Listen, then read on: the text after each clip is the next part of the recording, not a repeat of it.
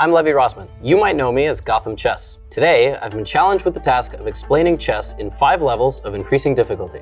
Chess is an absolutely fascinating game. Think of it as a language. It's completely timeless. It's been around for thousands of years. It's also completely ageless. A lot of people who are going to watch this video have never played chess before. How would you explain chess to them?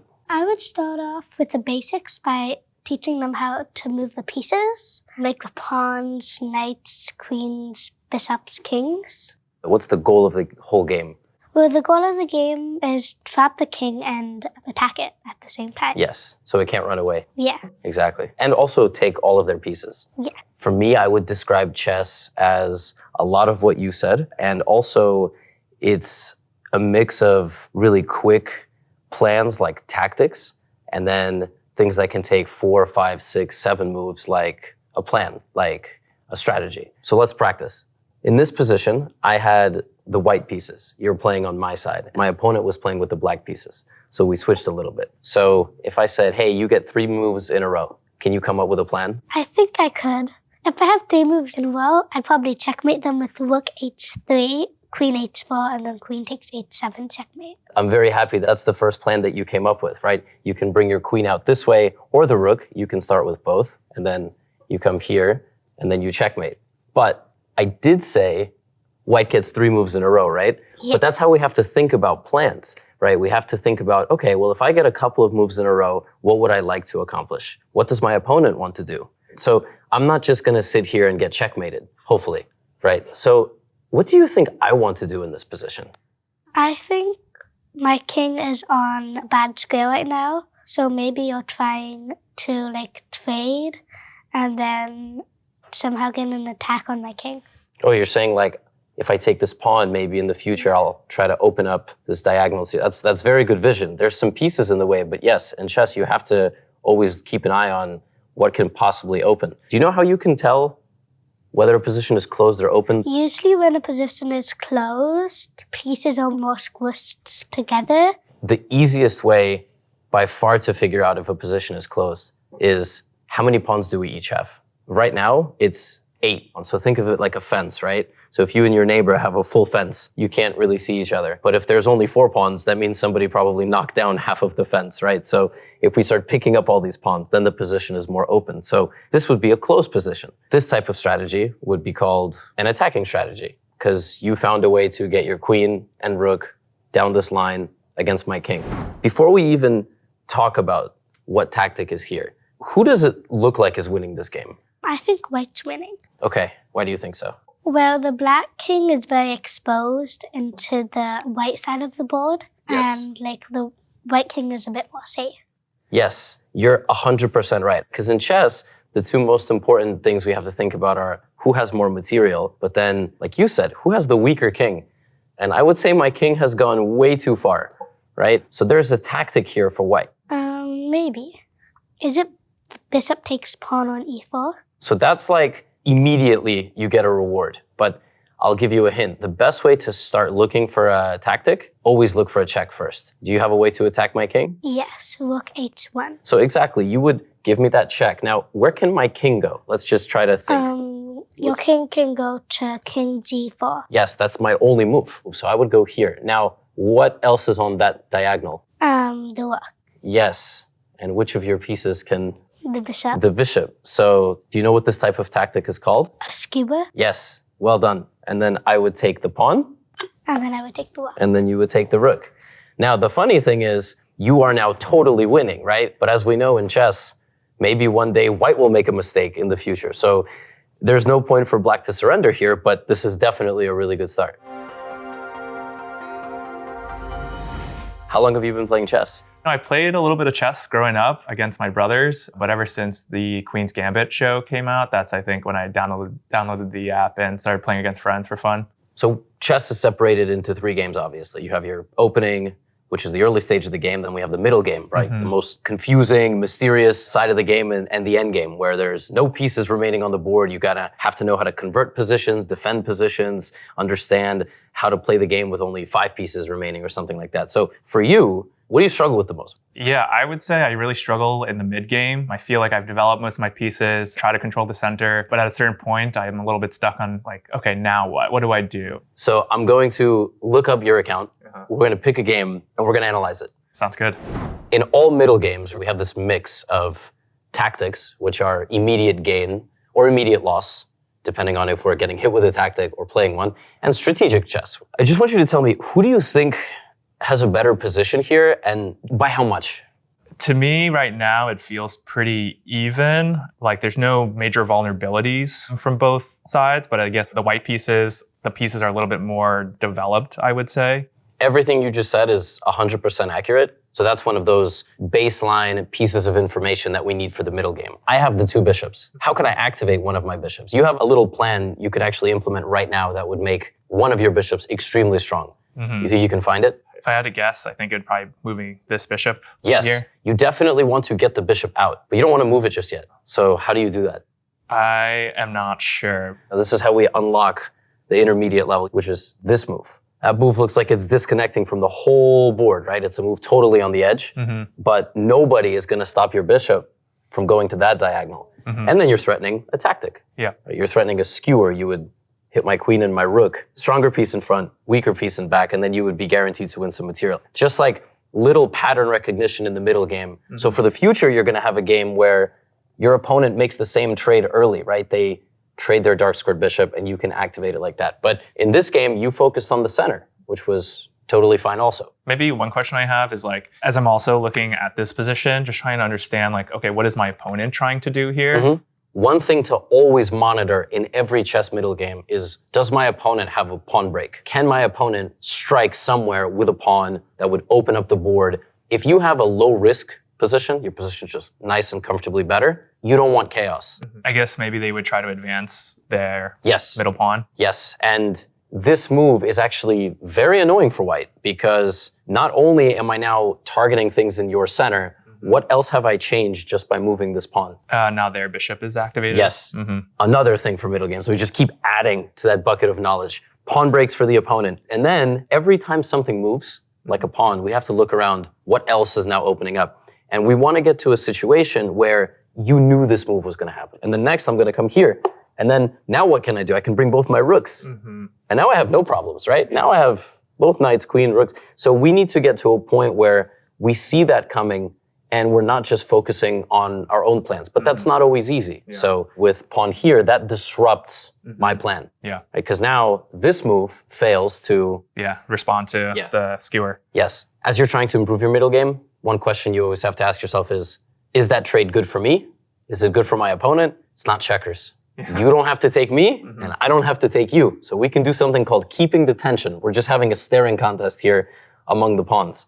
So I'm going to ask you, do you think it's better for black to capture this pawn or keep the tension? Just slide the rook over and threaten to push the pawn here, which would be a tactic and a fork. If I was black, I would advance the pawn because I think knowing that black has 2 knights and I have 2 bishops, they would want more of a closed game. Yes. But before we advance, we need to prepare it, right? Because you push it now, these 2 would win that trade. So yeah, rook e8 is a very good move. You used kind of like a heuristic, right? Well, black has 2 knights. So black prefers the position closed because the side with the bishops wants to be able to see the whole board. Yes, exactly. But your opponent disagreed with you and took this pawn. Because that's just what intermediate players do. They see they can take something, pawn for pawn, what the heck, like sure. And you did this. Now, what does this move change in the white position? So that opened up the diagonal for my dark square bishop. Yep, here, yeah. And what else? What else did that move open up? It opened up the E file for us. Yes, exactly. So now, in the snap of your fingers, you can get your bishop out and a rook. 2 things that a move ago were just totally blocked in by a pawn. Exactly. So in the middle game, trades are either good or bad for you and for your opponent. You know, I'm in the mid game right now, but what do I need to do or learn in order to take it up another level to a more advanced player style? It's a lot of practice and analysis. Really, an advanced chess player was not born an advanced chess player. They have probably hundreds, if not thousands, of more games in their mind in their past, in their history that they've analyzed, that they've studied. It's like any athlete. You know, I put my weight on this foot, and so I wasn't able to hit the shot back that well. So the next time that happens, I'm going to be more prepared. I'm wearing a black hoodie, black pants. You definitely have more style than me today.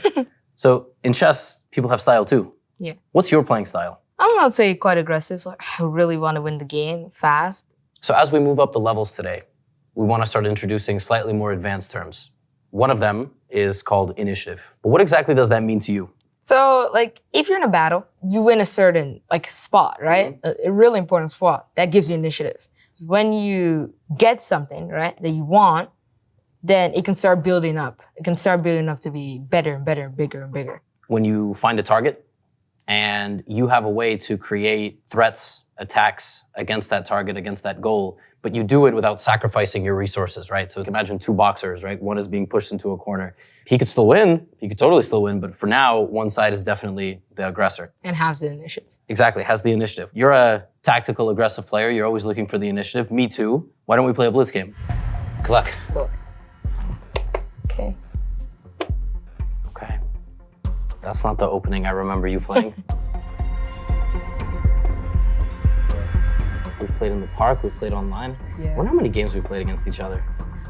We've played, I think, probably like, including over the board and online, maybe like 9, 10 games.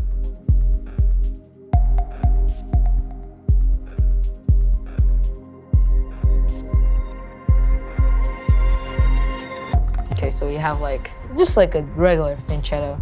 Let's see. This is not the Tani I remember. Tani, It's quite slow. it's a very solid, steady approach. There's nothing wrong with it. Okay, Let's see. very balanced. Actually, I had this chess opening really recently, and I lost that game, and it was very painful and very sad. It feels like black has more space. Would you say black has more initiative? Not yet. Not yet, but considering the way I said it, it's like you follow up with something. So you just attack my knight, and I move back. Right. So you have the initiative. The tough thing about chess is you can have a good position, but you actually have to move pieces. Yeah. Like a piece of art, you just say, oh, it's done. So chess is different from art. Chess is different from art.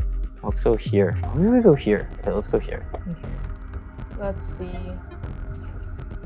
I'll go here, just in case.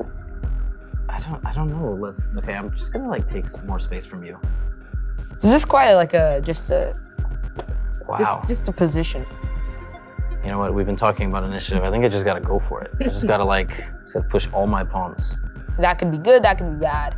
I have to deal with it at some point. No, you don't. Wow. Just in case. Because I feel like my position is it's like a fortress. So it feels like I can do moves like Rook H1. It doesn't help my position if you don't attack, but I think it's just good to be just steady. I'm stunned. Okay, you know what? I'm gonna go bring more pieces to help. More pieces to help.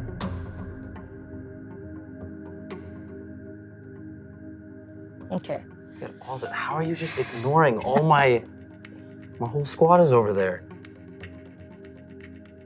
Don't want to take space. Wow. I mean, I gotta go for it, right? I feel like You have to. Okay.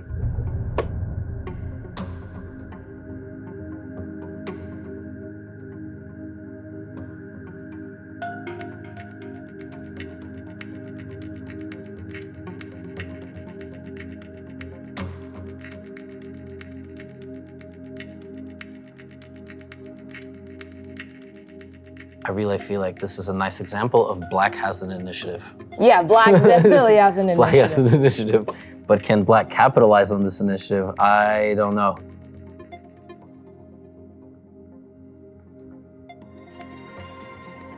The problem with having a position like this is you feel a lot of pressure to do something. If I was black, I want to end the game, like right now. You want to end the game right now. Yeah.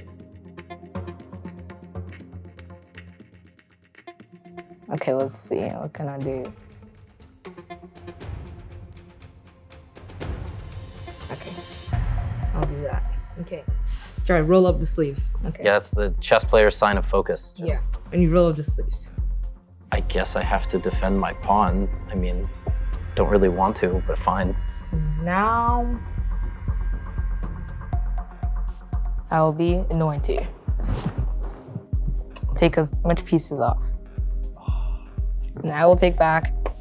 Would have been nice if you didn't, but okay. Now maybe we go up. And I will take that pawn. That was all part of the plan. It was a very greedy move of you.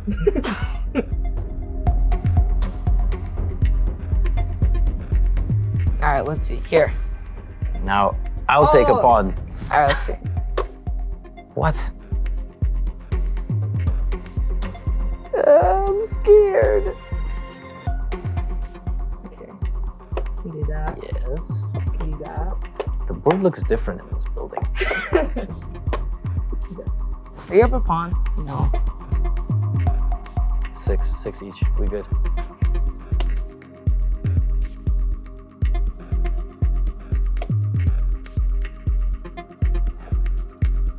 Blah, blah, blah, blah, blah, blah, blah. Aha! That king of yours, just saying that king of yours. I come back. Come back. I will go forward. No. Ooh. Ah! Ooh. To block with my rook. This is the Tani game in the tournament all over again. No.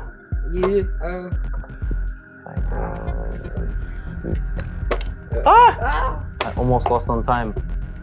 Yeah. I have no idea what to do. Me too, by the way. Then that. Is your rook trapped, but like I can't actually take it? That's so weird. Check. Wait, what? Okay.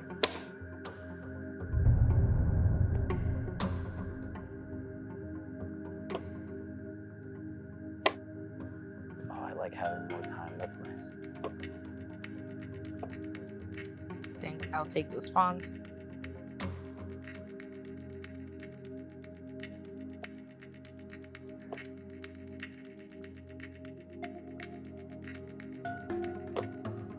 Can I like go eat the other pawns? No, I can't. Keep going. Whoa. Yes. Keep going. No, I can stop you. Yes. Can you? Wait, can you? Ah! Okay. Oh my gosh. No. My bishop. Nice game. Good game. Oh, that was crazy.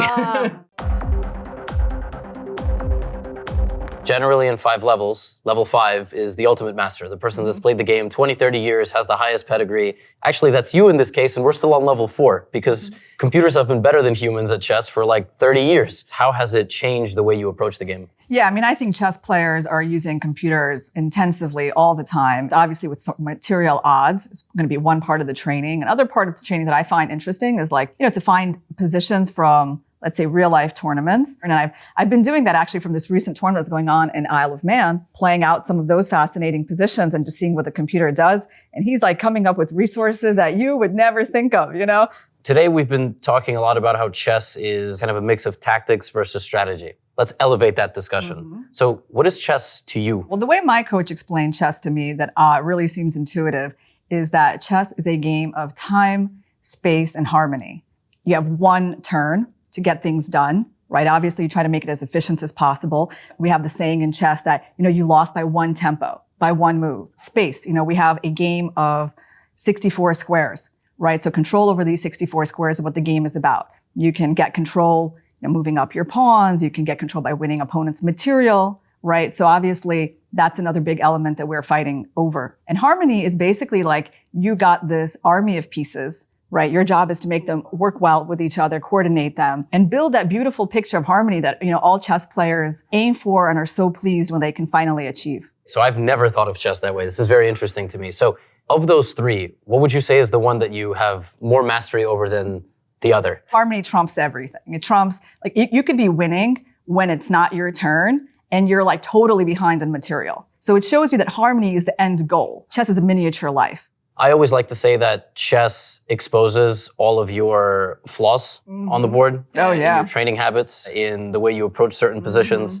So you say you can see yourself on the chessboard. Who is Irina on the chessboard? Yeah, well, I think Irina is a fighter. You know, Irina is not someone who likes to give up. Irina is someone who wants to leave everything on the board, right? Like every last drop, that's the idea. How do you see yourself as a player? I think I like to be creative. So I find fun in chess by learning 10 different openings, trying different positions. I like chaotic positions. I like positions where I can attack. I like positions where I'm getting attacked and I can maybe defend and find some creative way to turn things around. And I really, really struggle when I need to sit there and just do nothing. So you know, we have opposite styles, Levy. I think our blitz game is going to be a lot of fun. All right. If I had to guess, I'd guess you're a King's Indian player. No, see, that's an opening that requires a lot of time and practice and dedication. And I'll play something also still fun. Okay. The Dutch defense.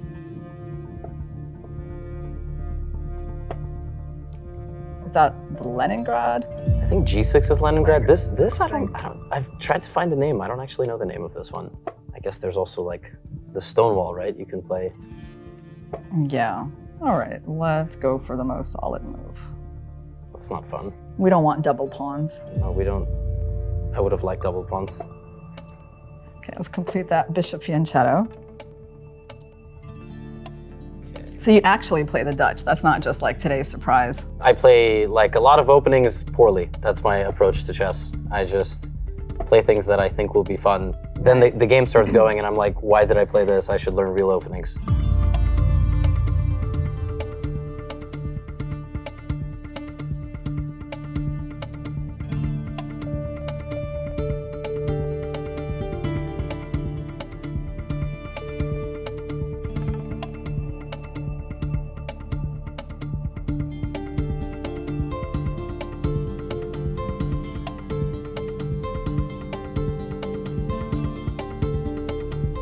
Okay, I guess I'll...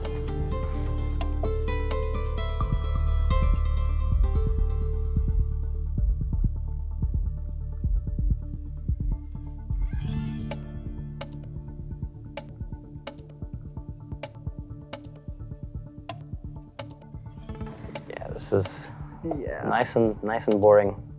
Yeah. Prefer it wasn't boring.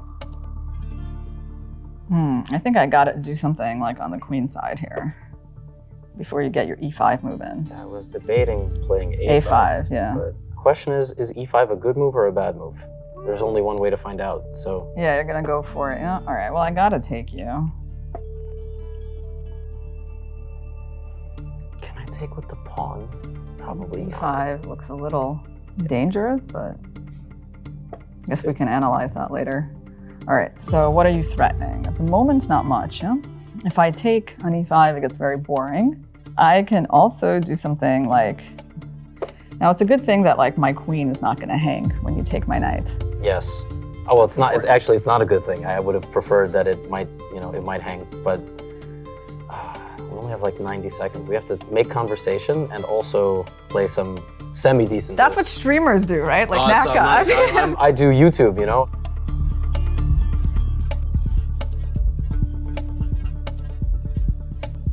Okay, I think we can... Yeah, gotta save my queen. So we're gonna recapture like that.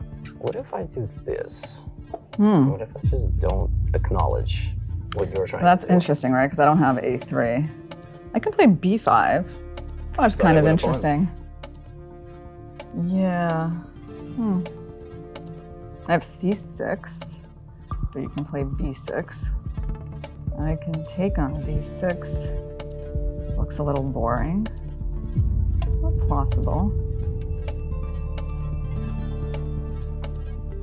See, every chess player would want like 5 more minutes now. I think this move is kind of interesting, so we're gonna go for that. Okay, it's a pawn sacrifice. Yeah, sort of temporary. But I'm trying to keep your rook closed. Yes, I take, right? I feel like that's... So we're trying to get the pawn back. I think this idea to keep talking during the game was really good by me. Yes. I strategized before the game started. I play best when I have no time on the clock. Okay. So if I take an f7, you take with the king, so I don't really get anywhere with that. So I guess I gotta take this pawn. So I was going for this position, I kind of like it. Okay. I think my plan here was to go here. Then your c7 pawn. Yeah, let's see. is kind of stuck forever. Plus I get the tempo on your rook. Oh, bishop d5 is always an idea too.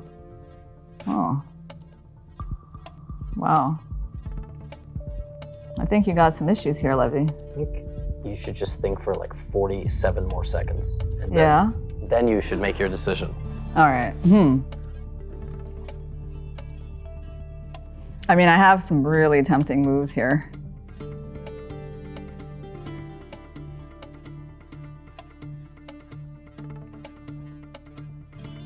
This was just information overload. You just give too many possibilities and then... All right. It's kind of hard to decide here. Let's not try not to win the game right away. Wow, that surprised me. You're sacking the exchange? All right. Yes, I will. Okay. Do we just go for counterplay? Maybe going for counterplay was not very smart. Maybe it was like very not smart. Wow. Okay, so I guess we should bring the rooks in. This is the most fun part of the game. When you have 4 seconds, you just have to... Very fun. Okay, is this move like really terrible? Let's just do it.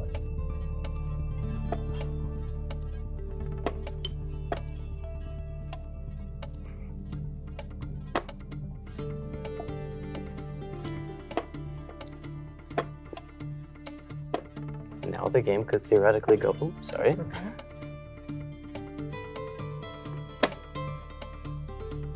It's no fun.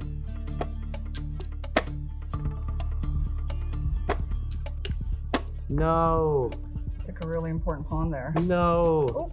And that pawn is also really important. Why would you take both of my really Yeah. important pawns? Yeah, okay.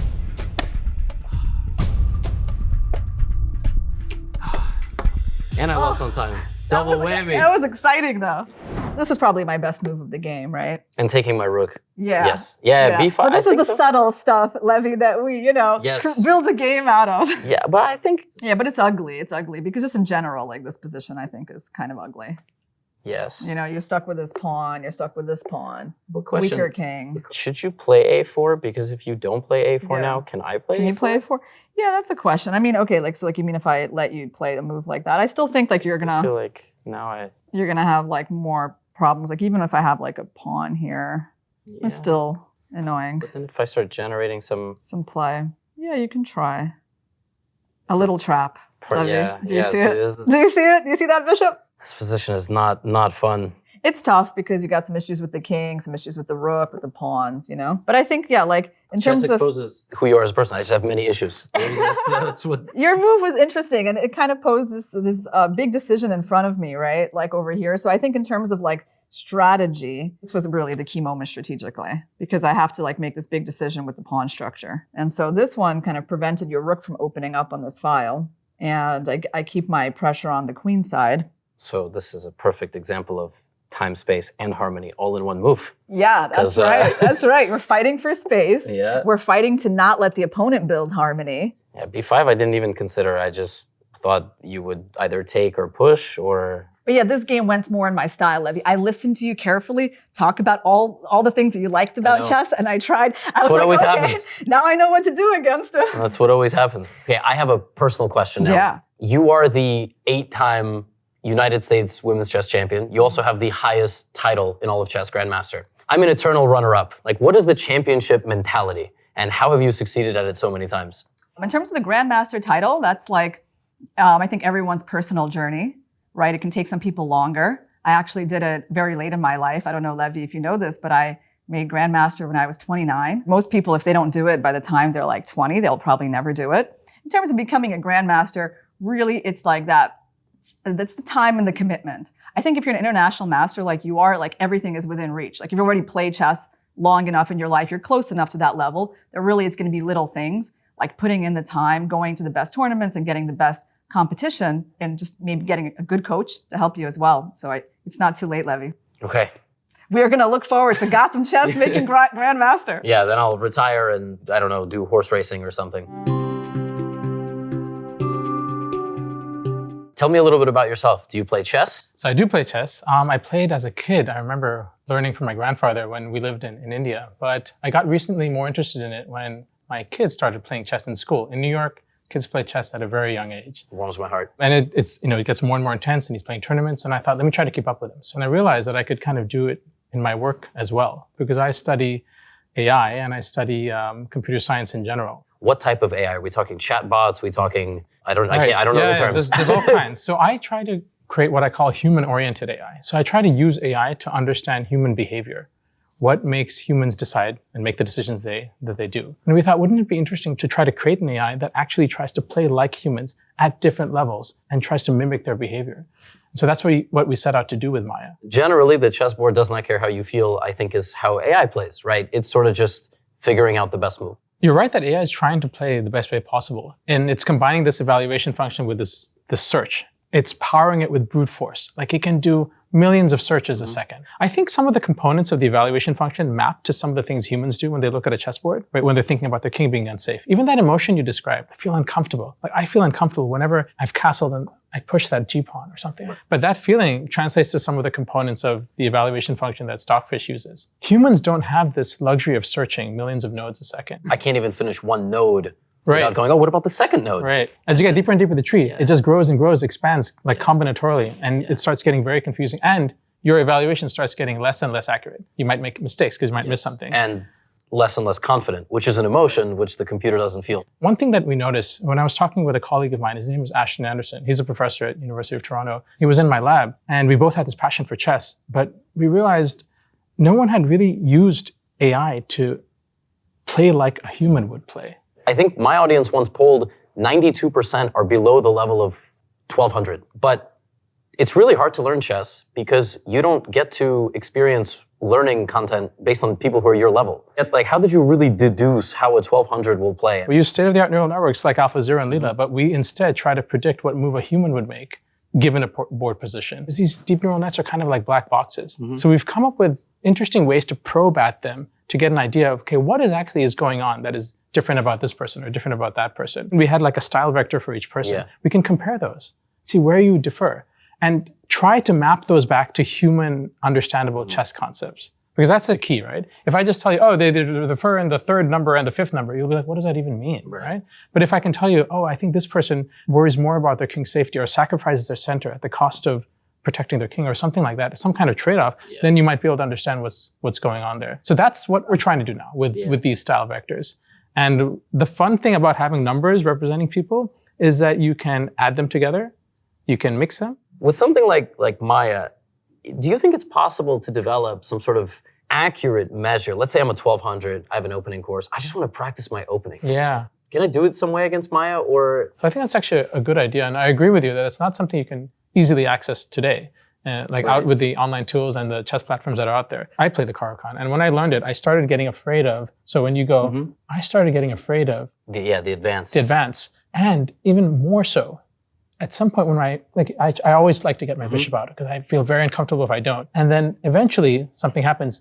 This pawn making its way over here used to scare me, and I never experienced this in any, looking at the openings and because I would not know what to do. I would take it, I would get in trouble, and even if I let them take, I would. Yeah, you'd have to move your king. My king. And so I remember hitting all these variations that just scared me. Pawn to e5 on the third move is the most challenging move against the Caro-Kann. It restricts the knight, and the main line, so the move is bringing out this bishop so you don't get locked. Right. I play that move, but the move that I also added to my toolbox and is the only move I teach now is this move.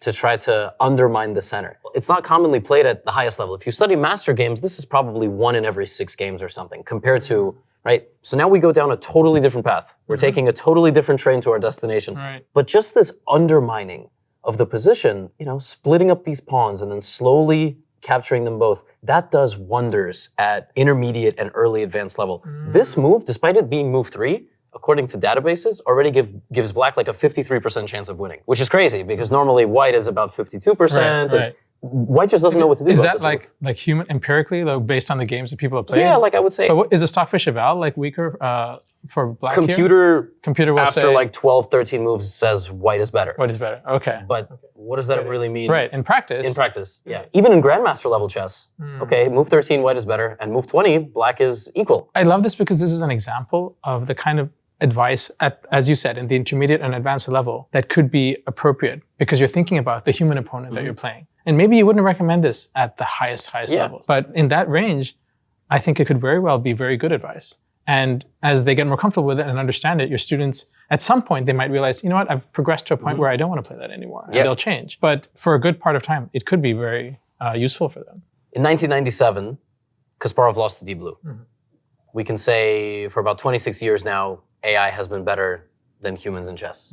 But where do we go from here? Thinking about chess, first of all, I have to hand it to AlphaZero and Leela and these other engines because I think they have sometimes given us interesting ideas. They've shown sparks of creativity that have inspired the way humans play now. But I agree with you that right now, you look at the TCAC competitions and they're just kind of getting better and better and a little bit better, a little bit better, a little bit more data, maybe a deeper neural network. And these advances, I don't find that interesting. I'm more interested in trying to get better and better at creating human-like presence and human-like avatars when it comes to chess or when it comes to other games. So I feel like, within 5 years, we'll probably have a lot of human-like entities that we can interact in virtual settings, not just because of the rise of large language models and the ability to converse and speak and produce text like humans, but hopefully the ability to produce actions like humans too.